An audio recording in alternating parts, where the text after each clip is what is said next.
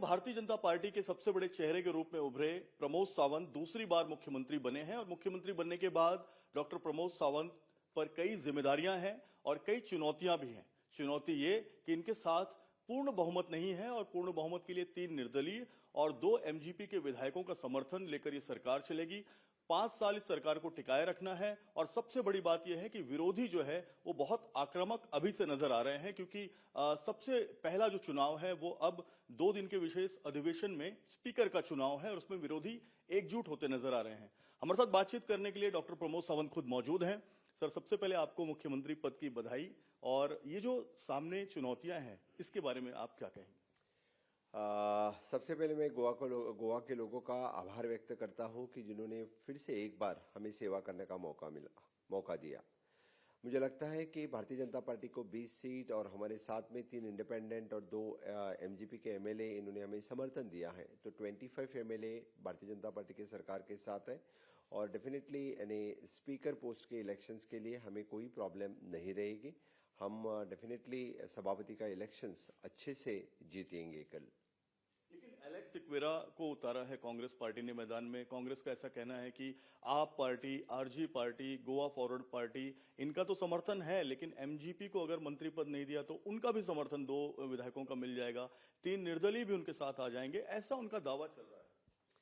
बिल्कुल ऐसा नहीं होगा, क्योंकि उन्होंने बिन शर्त एमजीपी ने और इंडिपेंडेंट ने हमें सपोर्ट दिया है।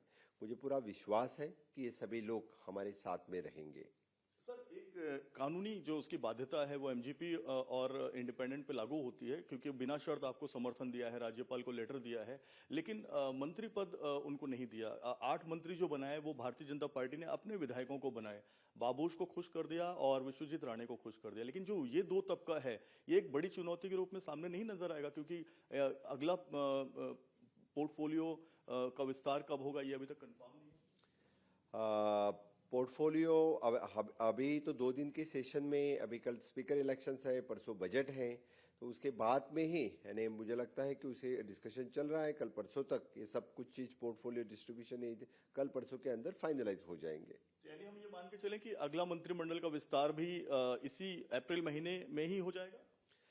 अभी तक डिसाइडेड नहीं है, क्योंकि हमारी केंद्रीय पार्टी होने के वास्ते हम तो ये सब कुछ यानी केंद्र से पार्टी से यानी डिस्कस करके ही सब कुछ डिसीजन ले लेंगे। सर, आप दूसरी बार मुख्यमंत्री हैं। एक सीधा सवाल आपसे ये पूछना चाहेंगे कि आपको 2.5 साल का अनुभव मुख्यमंत्री पद का रहा। कोविड की बहुत बड़ी चुनौती से आप लड़े, पूरे गोवा को कोविड से आपने बचाया, अस्पतालों का आपने निरीक्षण किया, कई ओपन जम्बो कोविड सेंटर आपने बनाए। लेकिन इस बार की जो चुनौती है वो थोड़ी अलग है। आपके नेतृत्व में 20 सीटें आई हैं, बहुमत से 1 सीट कम है, तो ऐसे में अपने बीजेपी के अंदर 2 धड़े और बीजेपी के बाहर 2 धड़े, ऐसे 4 धड़ों को लेकर आपको चुनौती फेस करनी है और गोवा की जनता को भी आपको संभालना है। मुझे पूरा विश्वास है कि हमारे 20 एमएलए और हमें जिन्होंने समर्थन दिया है वो सभी लोग हमारे साथ में रहेंगे और इनको साथ लेके गोवा की डेवलपमेंट करने के लिए हम डेफिनेटली डबल इंजन की सरकार माननीय मोदी जी के नेतृत्व में केंद्र वाली सरकार हमें अच्छी से मदद करेंगे। और ये जो गोवा माननीय मोदी जी का विजन आत्मनिर्भर भारत जो हमने स्वयंपूर्ण गोवा में कन्वर्ट किया है वो आगे लेने के लिए माननीय मोदी जी की मदद गोवा के लिए हमेशा के लिए रहेगी। सर, मोदी जी देश के प्रधानमंत्री हैं। पहली बार गोवा के इतिहास में बीजेपी का कोई शपथ ग्रहण हुआ और उसमें देश के प्रधानमंत्री आए, आपसे बात भी की, आप उनके ठीक बगल में बैठे थे। कुछ आशीर्वाद के रूप में आपसे उन्होंने बात कहा, कुछ आपको मोदी जी ने अपने काम करने के तरीके से आपको कुछ टिप्स वगैरह भी दी? माननीय मोदी जी का हमेशा के लिए आशीर्वाद गोवा पे रहा है। मेरे 3 साल के कार्यकाल में हमें, चाहे वो कोविड में हो, बाकी सभी कार्यकाल में उन्होंने बड़ी मदद गोवा के लिए दी है इंफ्रास्ट्रक्चर डेवलपमेंट के रूप में। तो डेफिनेटली इसके आगे आने वाले 5 साल में तो हमें बड़ी मदद केंद्र सरकार और केंद्रीय नेतृत्व से हमेशा के लिए मिलेगी।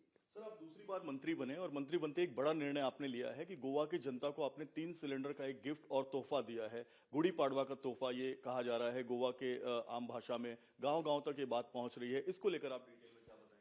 हमने मैनिफेस्टो में हमने डिक्लेयर किया था कि 3 सिलेंडर हम मुफ्त में देंगे, तो आज के कैबिनेट में हमने उस स्कीम फॉर्मुलेट करने का डिसीजन लिया है। तो डेफिनेटली आगे आने वाले फाइनेंशियल ईयर में हम 3 सिलेंडर मुफ्त देंगे।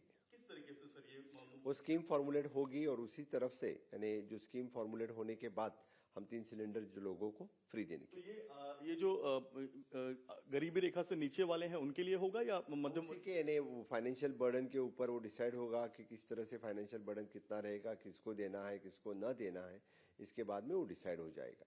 अच्छा सावंत जी, आप एक बात ये बता दें कि गोवा टूरिज्म के लिए जाना जाता है।